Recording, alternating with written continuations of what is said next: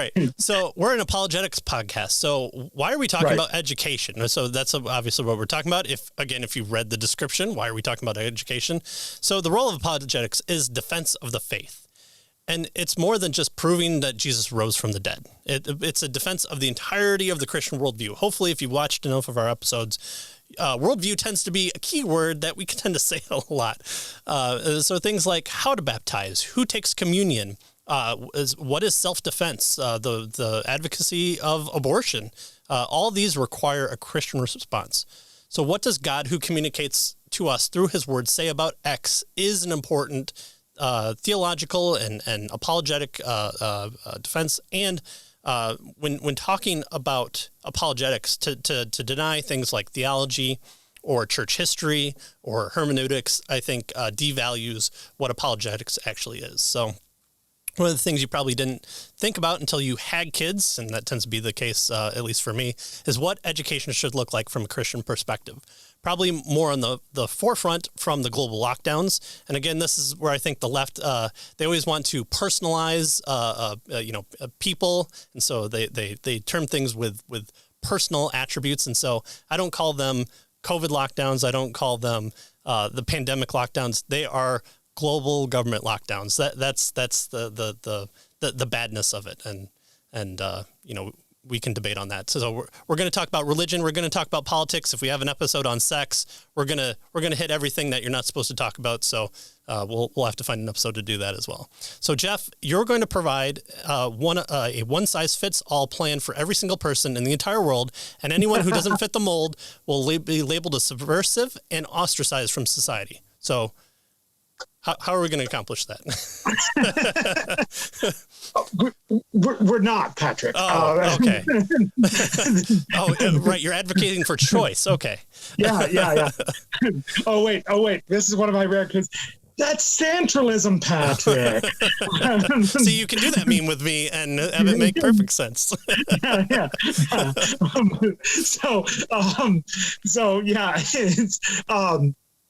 And that's the opposite of what we do with the Operative Parents Union, and certainly what I've devoted my life to is that, look, children are not one size fits all. If you think that they are, I recommend having more than one child, right. And that will disabuse you of that notion. I have 4, and there are 4 sizes to fit my 4 children. So children are not one size fits all. So the education of those children. So when we're talking about education from a Christian perspective, we are talking about forming souls for eternity, which in the meantime will need to prepare themselves for death by what they do in this life and what they and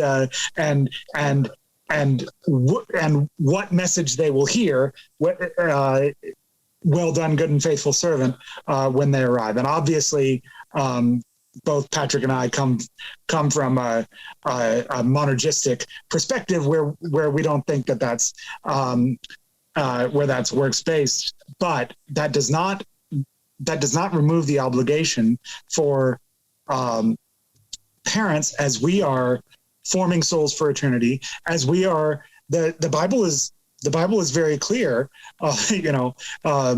We are supposed to weaponize our children against the enemy in a certain sense. It calls them arrows, like that we are actually supposed to be sending children off to battle. And we'll probably get a chance to talk about some of the things that does not mean, but that we are preparing warriors to advance the cause of Christ. So then, because if you're preparing and crafting a soul for a battle, first of all, the battles might look different. Second of all, the souls definitely look different. So since children are not one size fits all, since the needs that the Lord might be placing upon the lives of your children are not one size fits all, then their education, their preparation for that cannot be one size fits all. And so one of the first mistakes we can make from a policy perspective is to assume, and this is something that I have to be careful with, because I frequently use in my work, I frequently use the word excellence or the word quality. And if you're not careful, we've been so indoctrinated into thinking that means one thing, one uniform, exact thing. And it's a measure on a scale of 100. Quality is a measure on a scale of 100, and your school is an 89.9, and that's good, but it's not as good as the school next to yours that's a 93.3. When really,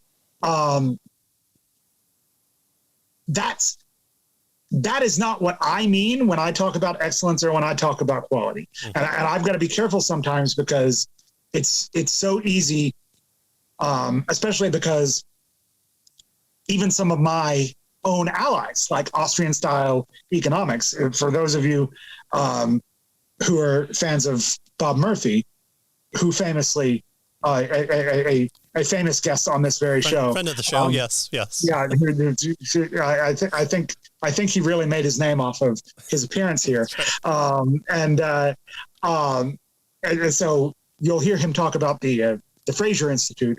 That's a Canadian Austrian economics style. Not everyone who works for them is an Austrian, but a pretty strongly Austrian economics style policy institute think tank here in Canada. And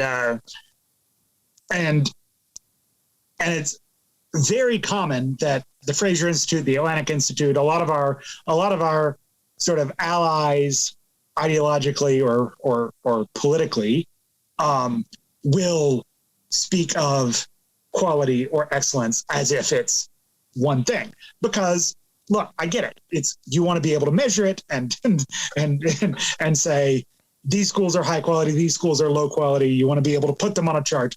You want to be able to run regressions, and for regressions, you need numbers. One of the things that you do when you buy a house is the realtor usually says, and this is in a really good school system, which is a measurement of quality. And so you go, well, I really like this house. I love this house. There's nothing I would change, but the zip code puts me in the bad school district. And so we can't move here. Yeah. Now, there is a solution to that problem. and Michigan, if you're in Michigan, does have part of that solution as well. Yeah. And Alberta has quite a bit of it. In fact, most people don't know where their public lines run unless they're okay. So if you live in the rurals and there's only one high school that you could pour into, then you know which one is your public high school, and you're sort of zoned for it, and that there's not really another option, except for the Catholic, which is an advantage in Alberta, is that we have parallel public and Catholic systems. But so that's so that's one way, but then because and that's just to say that because we have what you would call intra-district choice, where yes, you're residentially assigned to a school, but you can go wherever you want, except for certain. And then, so then the other kind of people who would know what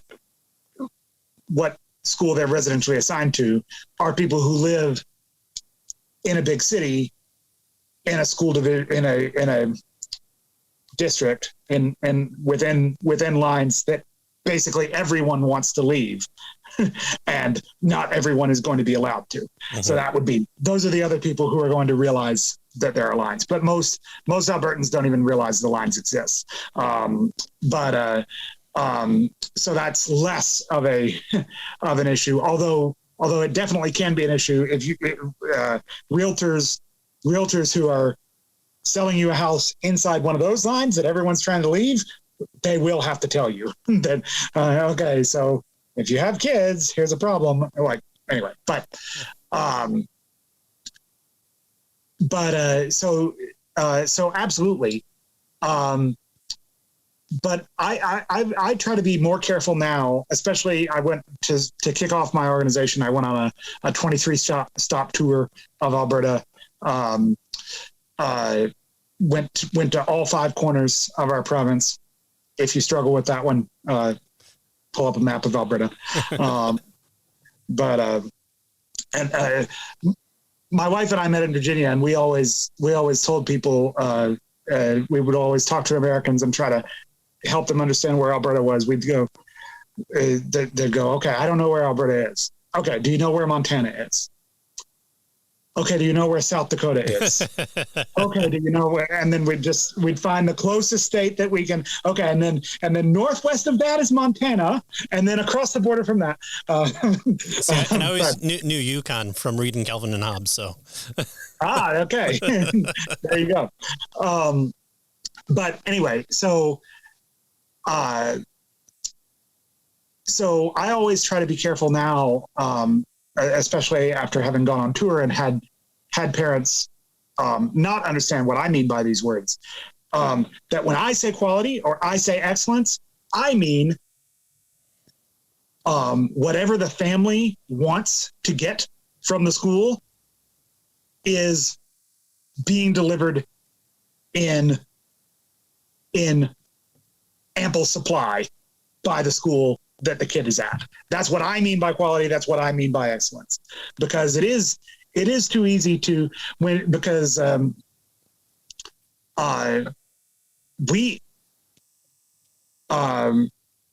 we'll probably get into this a little more, but we thought we were home educating all of our kids, probably, right? Like we just assumed, because of probably some things we're going to talk about, we just assumed that's probably the most logical outcome for us. Then we had the first one, and she turned out a lot like me, and we went, and one of those features, a lot like me, is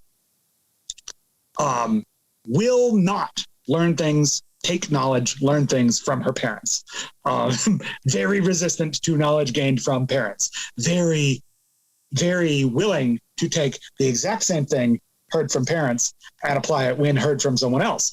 But even if she is learning something from parents, much more resistant to showing that she has learned that thing from parents. So a very sort of defiant personality in many ways, which I credit for a lot of the good qualities I now have. So I'm very capable of being patient with that in my child. Although I do sometimes say to my mother, if you have been praying for me to have a child just like me, please stop.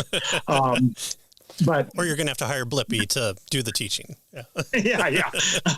So then we immediately went, okay, no, we're going to have to find a Christian school for this one, because it's just maybe, and like I went to Christian school for a while, and then was home educated for a while, and then went back to Christian school to play football, and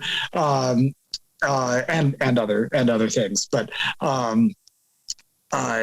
so there's absolutely that possibility with our eldest as well. But we immediately realized that our education plan couldn't be one size fits all for this kid, and that we needed to find a good Christian school that we could really trust and that we could get super involved with, because we still we'll get into this more, I think, but it's still our responsibility to educate our kids.